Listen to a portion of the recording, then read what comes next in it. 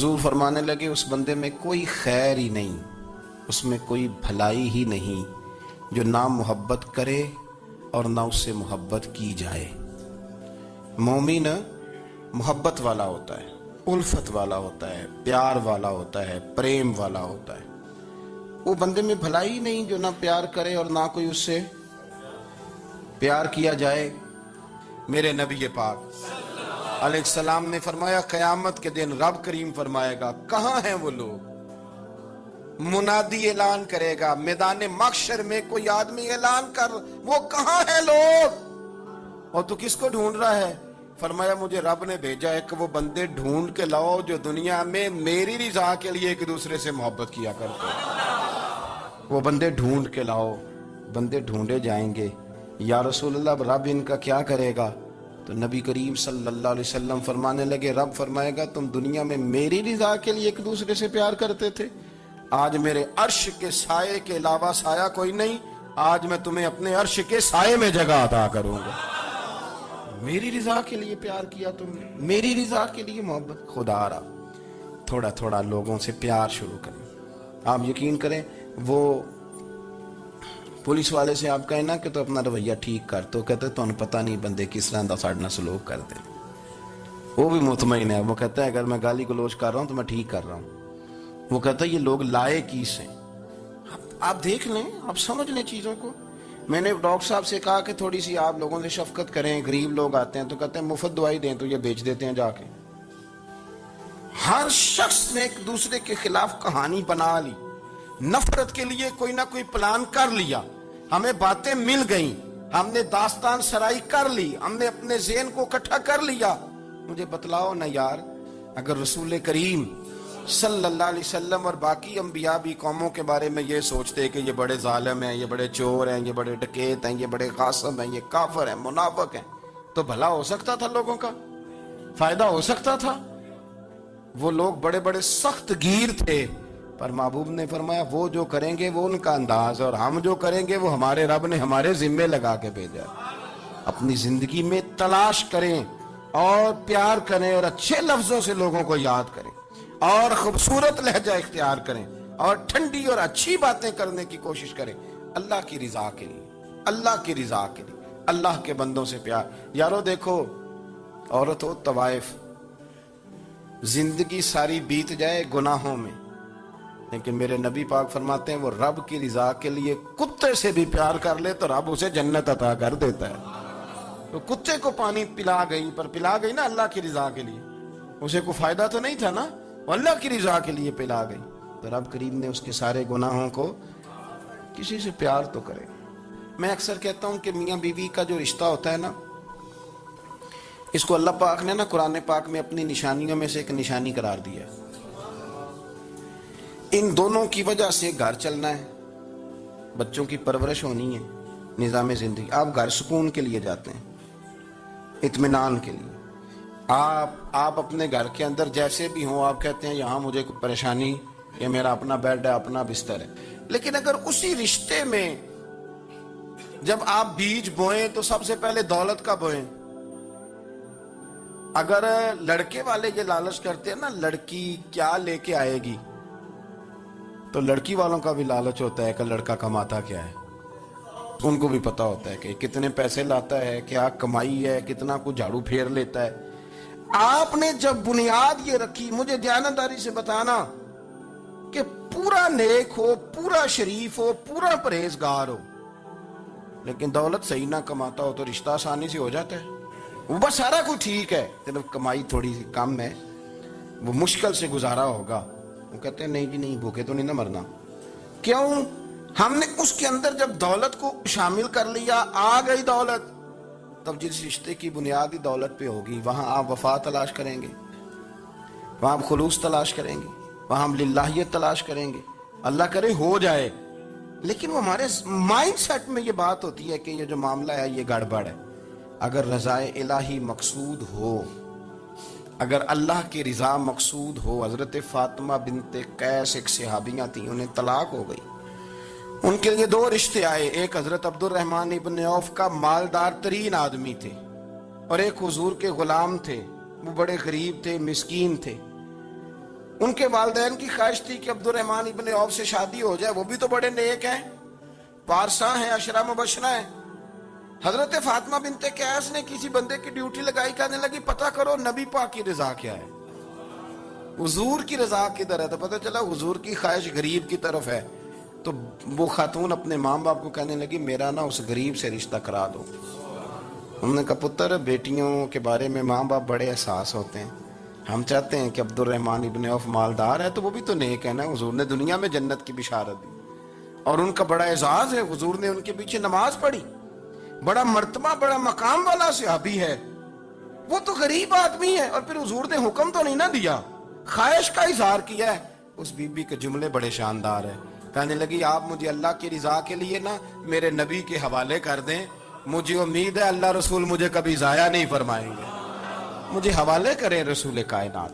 چھوڑیں کو ضروری ہے دنیا داری ہر طرف دیکھنا، کہیں کوئی کام ایسا بھی تو ہو نا جو محبت کے زور پہ ہو، جو محبت کے لیے ہو۔ باقی فروغ محبت میں اپنا کردار ادا کرو۔ دیکھیں نا حضور صلی اللہ علیہ وسلم نے فرمایا جس نے محبت کے ساتھ ماں باپ کا چہرہ دیکھا اللہ اسے کامل حج کا ثواب عطا کرے گا۔ لیکن حدیث میں جو حضور نے شرط لگائی اس شرط کا خیال رکھنا ہے، کس طرح چہرہ دیکھنا ہے؟ فرمایا ماں باپ کا چہرہ دیکھو کس طرح؟ اچھا یہ حدیث بتاتی ہے کہ کچھ لوگ ایسے ہیں جو چہرہ دیکھتے ہیں پر محبت سے نہیں دیکھتے۔ ابا جی کی کچھ باتیں کڑوی بھی لگتی ہیں نا، تو کئی دفعہ کچھ بچے چہرہ دیکھتے ہیں پر محبت سے نہیں دیکھتے، تو حضور نے فرمایا تو محبت سے چہرہ دیکھ، تیرے رسول کا وعدہ ہے رب مقبول حج کا ثواب دے گا۔ صحابی عرض کرنے لگے یا رسول اللہ صلی اللہ علیہ وسلم اگر میں 2 دفعہ دیکھوں؟ تو حضور نے فرمایا 2 حج کا ثواب۔ اس نے کہا حضور میں دن میں 3 دفعہ دیکھوں؟ تو فرمایا 3 حج کا ثواب۔ اس نے چوتھی بار کی بات کی تو حضرت ابو ہریرہ فرماتے ہیں حضور نے فرمایا تو جو پوچھتا رہے گا اور میں بتاتا رہوں گا، تو بات ختم نہ کریں، حضور حکم کریں، فرمایا تو 100 دفعہ دیکھ اللہ 100 حج کا ثواب عطا کرے۔ بات کو ختم کرتے ہیں، تو جتنی دفعہ دیکھ اللہ تجھے اتنے حج کا، شرط یہ ہے کہ ذرا پیار سے دیکھ، ذرا محبت سے دیکھ، خدا را کسی سے پیار تو کریں۔ اس سال میرے گاؤں کے میلے کی بھیڑ میں جو گم ہوا وہ ایک بھکارن کا لال تھا، اس غریب کو تلاش تھی متاع خلوص کی، اور مخلوق چپ رہی کہ یہ مشکل سوال تھا۔ یار کوئی شخص ایسا بچا ہی نہیں جس سے لوگ امید کریں، توقع کریں کہ مجھے یہ اپنا کندھا دے گا میں سر رکھ کے رو لوں گا۔ کوئی ایک ایسا شخص ملا ہی نہیں جس کے بارے میں لوگ کہیں کہ بڑا مخلص ہے یار، اتنی بڑی میرے محبوب کی امت، ہر حکومت غلط، ہر شخص غلط، ہر بندہ برا، ہر جماعت بری، اللہ کی رضا کے لیے کچھ لوگوں کے لیے فروغ محبت کا بھی فریضہ سر انجام دیں۔ کیسے لوگوں کو یہ بات سمجھائی جائے؟ حضرت ابو ادریس خولانی رضی اللہ تعالیٰ عنہ تابعی ہیں، حافظ منذری نے الترغیب والترہیب میں لکھا ہے، فرماتے ہیں کہ حضرت ابو ادریس خولانی کہ میں دمشق کی جامع مسجد میں گیا تو میں نے ایک چمکدار چہرے والا، سیاہ داڑھی والا، چمکتے دانتوں والا خوبصورت نوجوان نبی پاک کی حدیثیں بیان کرتا دیکھا۔ اس کے چاروں جانب حضور کے غلام بیٹھے تھے۔ میں نے ایک شخص سے کہا یار بڑا حسین چہرہ ہے، بڑا ہی خوبصورت انداز ہے، کون ہے بندہ؟ انہوں نے کہا آپ نہیں جانتے، یہ صحابی رسول حضرت معاذ ابن جبل ہے رضی اللہ تعالی عنہ۔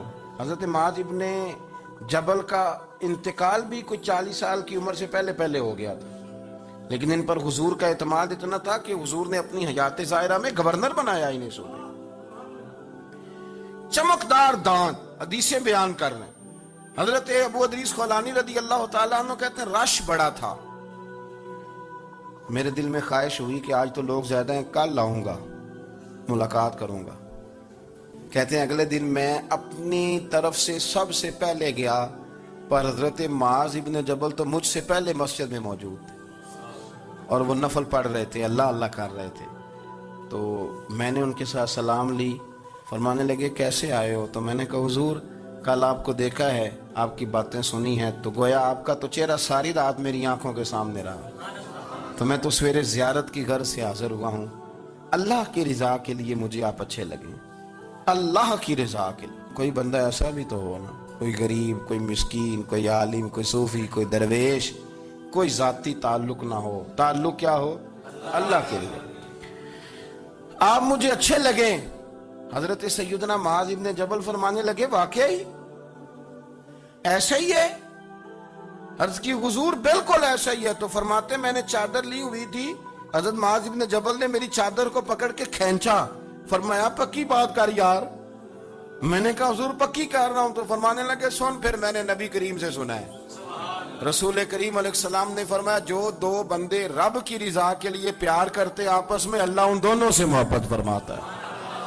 سن پھر اس کو یاد رکھنا، اللہ ان دونوں سے محبت کرتا ہے۔ حضرت ابو ادریس خولانی سے کوئی پوچھتا تھا نا کہ دنیا میں جانا ہے تو سرمایہ کیا ہے، تو فرماتے تھے یہ جو میں نے چادر لی ہوئی ہے نا، اس چادر کے اندر میرا وجود ہے، اور وجود کے اندر میرا دل ہے، اور دل کے اندر میں نے حضرت معاذ ابن جبل کو رکھا ہوا ہے، میں نے وہاں ان کا ٹھکانہ بنایا ہوا ہے، وہاں ان کا ٹھکانہ ہے۔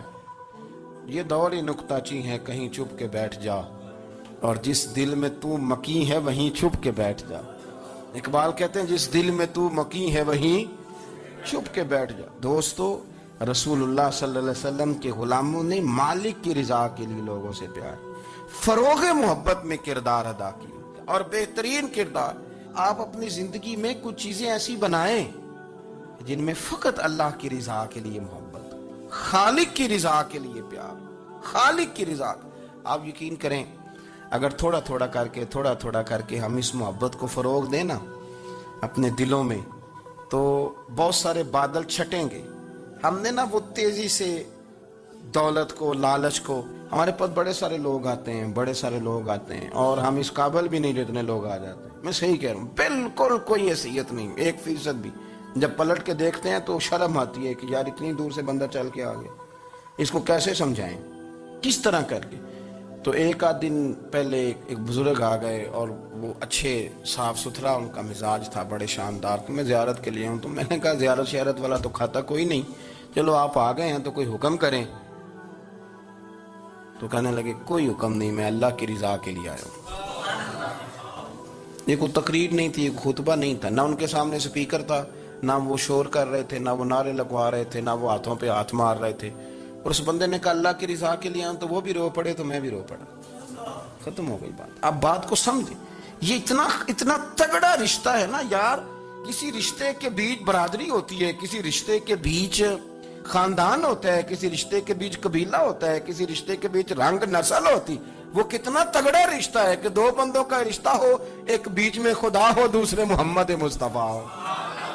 آپ کتنا اسے مضبوط رشتہ سمجھیں گے جس کے بیچ اللہ رسول ہو۔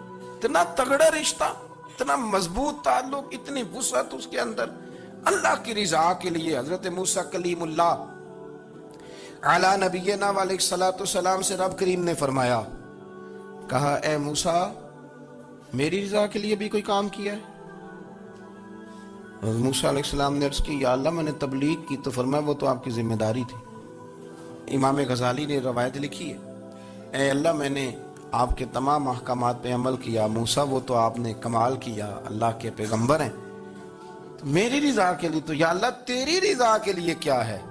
تو رب کریم نے فرمایا کسی بندے سے صرف اس لیے پیار کیا کہ وہ اللہ کا بندہ ہے، فقط اس لیے پیار کیا ہو کہ وہ اللہ کا بندہ ہے، فقط اس لیے۔ میرے عزیز آپ بات کو سمجھیں، زندگی میں فروغ محبت پر کچھ کام کریں، کچھ تھوڑا سا کوشش کریں گرد جھاڑنے کی، کچھ گرد جھاڑنے کی۔ ہم نے نا ایک سٹیٹس بنا لیا ہے، اب تو مسلمان پہلے فرقوں میں بٹے، قبیلوں میں بٹے، اب شہروں میں بٹ گئے۔ آپ کبھی گجرانوالا کے لوگوں سے پوچھو نا گجرات، تو کہندو ہو گجرات والے تو اللہ بچائے، کہتے ہیں کہ نہیں؟ گجرات کے لوگوں سے پوچھے گجرانوالا تو کہتے ہوتے کھاندے ہی بڑا نے، کس کی بات کرنا ہے؟ تو گجرانوالا والوں سے پوچھیں لاہور والے، کہندے توبہ لاہوریا جے۔ صحیح کون ہے؟ کوئی بھی نہیں۔ کیوں؟ اس لیے کہ ہم نے ہر شہر کے لیے کہاوت بنا لی ہے۔ میں صحیح کہہ رہا ہوں، ہر قبیلے کے لیے کوئی نہ کوئی، یہ ہم نے ظلم کیا اپنی جان، یہ ہم نے زیادتی کی، کہانیاں بن گئی، کہاوتیں بن گئی، شہروں کے لیے، علاقوں کے لیے، قبیلوں کے لیے۔ مقصود کیا تھا؟ کسی طریقے سے نفرت پروان چڑھے۔ کھانا ہے نا، کھانا تو آپ جو کھانا کھاتے ہیں وہ اپنے ذائقے کے مطابق کھاتے ہیں۔ سندھ کے لوگ جو کھانا کھاتے ہیں وہ اپنے آپ کا کوئی حق نہیں آپ ان کے کھانے پر تنقید کریں، اس لیے کہ ان کا ذائقہ وہ ہے، اور ان کا بھی کوئی حق نہیں وہ آپ کے کھانے پر تنقید کریں اس لیے کہ آپ کا ذائقہ۔ لیکن طنز کرتے ہیں، جو بات سمجھانا چاہتا ہوں وہ یہ ہے کہ ہم طنز کرتے ہیں، تنقید کرتے ہیں، تضحیک آمیز لہجہ ہمارا ہوتا ہے، اس لہجے کے اندر کمزوری ہوتی ہے، اس کے اندر اس طرح کی بناوٹ ہوتی ہے کہ محسوس ہوتا ہے کہ ہم سامنے والے کو بڑا نفرت کی نظر سے دیکھتے ہیں۔ یہ رویہ کبھی اختیار نہ کریں، اپنی زندگی میں کوشش کریں خلوص کے ساتھ، للہیت کے ساتھ۔ میرے نبی پاک علیہ السلام نے صحابہ سے پوچھا تھا بتاؤ دین کی مضبوط گرہ کون سی ہے، مضبوط گرہ دین کی؟ تو ایک صحابی نے کہا یا رسول اللہ نماز، پانچوں وقت مسلمان جمع ہوتے ہیں، ایک دوسرے کا حال احوال پوچھتے ہیں، تو اس گرہ میں مسلمان بندے رہتے ہیں۔ حضور نے فرمایا تم نے بات ٹھیک کی پر میری مراد کو نہیں پہنچے۔ ایک صحابی نے عرض کی یا رسول اللہ صلی اللہ علیہ وسلم زکوٰۃ، امیر غریب کو زکوٰۃ دیتا ہے تو دونوں کا رشتہ مضبوط ہو جاتا ہے، تو یہ بہت بڑی گرہ ہے۔ تو حضور نے فرمایا بات تمہاری ٹھیک ہے پر تم میری مراد کو نہیں پہنچے۔ تو تیسرے نے عرض کی حضور حج، مختلف رنگوں کے، قبیلوں کے، نسلوں کے، علاقوں کے لوگ آتے ہیں، ایک ہی لباس پہنتے ہیں، ایک ہی بولی بولتے ہیں، لبیک اللہم لبیک، تو یہ بہت بڑی مضبوط گرہ ہے۔ نبی پاک صلی اللہ علیہ وسلم نے فرمایا بات تمہاری ٹھیک ہے پر تم میری مراد کو نہیں پہنچے۔ تو صحابہ نے عرض کی حضور پھر آپ ہی بتا دیں کہ اسلام کی مضبوط گرہ کون سی ہے جس میں مسلمان جڑ جائیں گے؟ تو نبی پاک نے فرمایا مضبوط گرہ محبت ہے، اللہ کی رضا کے لیے پیار کرو، لوگوں سے پیار کرو۔ کوئی بندہ پھر تمہیں تلخ بھی ملے گا نا، تو تم چونکہ اس کے لیے نہیں کر رہے اللہ کے لیے کر رہے ہو، تو پھر تمہارے لیے سہنا بھی آسان ہو جائے گا، دیکھنا اور پرکھنا بھی آسان ہو جائے گا۔ رضائے الہی کی خاطر لوگوں کا پیار، بخاری مسلم میں ہے، نبی پاک علیہ السلام نے فرمایا ایک شخص اپنی بستی سے چلا لمبے سفر پہ دوسری بستی جانے کے لیے، تو رستے میں فرشتہ ملا انسانی شکل میں۔ اس نے پوچھا کہاں جا رہے ہو؟ اس نے کہا اپنے بھائی سے ملنے جا رہا ہوں۔ فرشتہ پوچھنے لگا اس کا کوئی احسان ہے تمہارے اوپر، کوئی لین دین ہے؟ اس نے کہا نہیں۔ تو کہا پھر کیوں اتنا لمبا سفر کر رہے ہو؟ تو کہنے لگا یار میں اللہ کی رضا کے لیے اس سے پیار کرتا ہوں، اللہ کی رضا کے لیے تو اس لیے جا رہا ہوں۔ تو سنیں یہ بخاری مسلم کے لفظ ہیں، حضور فرماتے ہیں وہ فرشتہ کہنے لگا سن پھر میں انسان نہیں میں فرشتہ ہوں، اور مجھے رب کریم نے بھیجا ہے یہ کہنے کے لیے کہ اگر تم دونوں اللہ کی رضا کے لیے ایک دوسرے سے پیار کرتے ہو تو اللہ تم دونوں سے پیار فرماتا ہے۔ اب یہ محبت فروغ کیسے پائے گی؟ اس کے لیے ایک تو یہ کہ اپنے دل کو تھوڑا سا سمجھائیں۔ آپ ارادہ کر لیتے ہیں نا، جب ذہن بنا لیتے ہیں کہ میں نے کوئی خدمت کرنی ہے، ذہن بن گیا، تو پھر اس کے لیے 2-3 لاکھ روپے 4 لاکھ روپے لگانے کی ضرورت نہیں ہوتی۔ پھر بندہ سٹاپ پہ کھڑے ہوئے کسی بابا جی کو پوچھتا ہے کہاں جانا ہے، تو کہتے ہیں میں نے ذرا یہاں قریب ہی جانا ہے، رکشہ تلاش کر رہا ہوں۔ تو آپ کا ذہن بن گیا نا خدمت کرنے کا، تو موٹر سائیکل پہ بٹھایا تو گھر چھوڑا ہے، واپس آیا تو دل بڑا ٹھنڈا تھا۔ لیکن آپ یہ بھی کہہ سکتے تھے کہ بابا جی بچے کیا کرتے ہیں کہ سعودی عرب میں، تو یہ 200 روپیہ رکشے کو دیں، گھر چھوڑ آتا ہے، بچے اتنا کماتے کس لیے؟ دونوں باتوں میں فرق ہے۔ میری بات کی سمجھ آ رہی؟ آپ اللہ کی رضا جب اپنا لیتے ہیں تو پھر کوئی کہانی جنم نہیں لیتی، لیکن جب یہ رنگ نہیں ہوتا پھر کہانیاں ہیں، پھر داستانیں ہیں، پھر بڑی بڑی باتیں، پھر بڑے بڑے لمبے لوگوں کے پاس پلاننگ ہے۔ اس طرح نہ کریں، پیار تقسیم۔ اور ایک تو یہ کہ خود اپنے دل میں اچھی سوچیں رکھیں، دوسرا یہ کہ لوگوں کو بھی کہیں۔ جب آپ کے سامنے لوگ بات کر رہے ہوتے ہیں نا، میرے سامنے ایک صاحب نے کہا کہ وہ ہمارے جو محلے کی مسجد ہے نا اس کا خزانچی مولوی صاحب کے ساتھ مل کے 40 لاکھ روپیہ کھا گیا۔ میں نے اسے کہا یار بڑی پکی فگر یاد ہے تجھے، پورے 40 لاکھ ہی کھا گئے اور طے ہے؟ تو میں نے کہا کوئی اس کی دلیل؟ کہنے لگا جی بڑے پیسے کھائے ہیں، سب کو پتہ ہے۔ میں نے کہا سب کو پتہ ہونا کام نہیں، اس پر باقاعدہ شرعی گواہ ہونے چاہیے، کہہ دیتے ہیں نا۔ میں نے اسے کہا کہ چلو چھوڑو ساری باتیں، تم نے کتنے دیے تھے؟ کہنے لگا میں نے تو کوئی نہیں دیا۔ تو میں نے کہا اگر تو نے کو دیا تو چل میرے ساتھ، میں تیرے تو واپس کراؤں، اور اگر تم نے نہیں دیا تو پھر اللہ سے ڈر، اس لیے کہ بہتان بڑا سخت جرم ہے، صبح قیامت اس کا بڑا سخت حساب دینا پڑے۔ اللہ سے ڈر، یہی حال ہماری اخباریں کرتی ہیں، جس کے اوپر مرضی جو مرضی ڈال دیا، کون سا کسی نے پوچھنا ہے؟ صحیح کہہ رہا ہوں میں؟ جو مرضی. اور اب سوشل میڈیا جب سے آیا ہے پھر تو کسی خبر کی کسی تصدیق کی کوئی ضرورت اور نہ پوچھنے والا پوچھتا ہے کہ یہ خبر کہاں سے آئی. بہت سارے لوگوں کے مرنے کی خبریں چھپ جاتی ہیں اور وہ وضاحت کر رہے ہوتے ہیں نہیں جی میں بالکل موجود ہوں، میں بالکل زندہ ہوں، کوئی ایسا مسئلہ نہیں ہے. تو اچھا اس طرح جب کوئی بندہ کر رہا ہو تو پھر آپ کیا کریں؟ پھر اس کو سمجھائیں. میں نے بھی اس دوست سے گزارش کی، میں نے کہا آپ غلط ٹریک پہ چڑھے ہوئے ہیں، یہ طریقہ درست نہیں ہے. اگر آپ کے پاس پروف ثبوت ہے تو پھر بھی مجھے بتانے کی ضرورت نہیں تھی. آپ وہ پروف ثبوت لے جاتے اور خزانچی اور امام صاحب سے ملتے، کہتے جی 40 لاکھ روپیہ کدھر ہے؟ آپ کے پاس پیسے تھے، وہ مسجد کے ہیں، اس کو آپ لائیں، فلاں جگہ استعمال کیے ہیں کہ نہیں. ان کے پاس جاتے، دائیں بائیں کہانیاں چھیڑنا تو آپ اپنے لیے گناہ اکٹھا کر لیں. نبی پاک صلی اللہ علیہ وسلم کی حدیث سن لیں اور اس کو ہمیشہ یاد رکھنا ہے. آپ حضور نے فرمایا اگر تو نے کسی شخص کی ایسی جگہ توہین کی جہاں اس کی عزت بنی ہوئی تھی، تو نے کسی کو ایسی جگہ رسوا کر دیا جہاں اس کی عزت، کسی نے آپ کے سامنے آ کے کسی آدمی کی تعریف کی تو نہیں تمہیں نہیں پتا، میں بتاتا ہوں. حضور فرمانے لگے اگر تم نے کسی شخص کی ایسی جگہ توہین کی جہاں اس کی عزت بنی ہوئی تھی تو رب بھی تمہیں اس جگہ رسوا کرے گا جہاں تمہاری عزت بنی ہوئی ہو. اللہ کی رضا کے لیے ایک تو خود پیار کریں، دوسرا لوگوں کو بھی سمجھائیں، قائل کریں کہ یار یہ انداز درست نہیں ہے، تجھے تحقیق نہیں پوری بات کی، تو تحقیق کر. دعا کرتا ہوں اللہ میرے ملک کو، میرے وطن کو، امت مسلمہ کو محبت، پیار اور خلوص کی توفیق عطا فرما. آخر دعوانا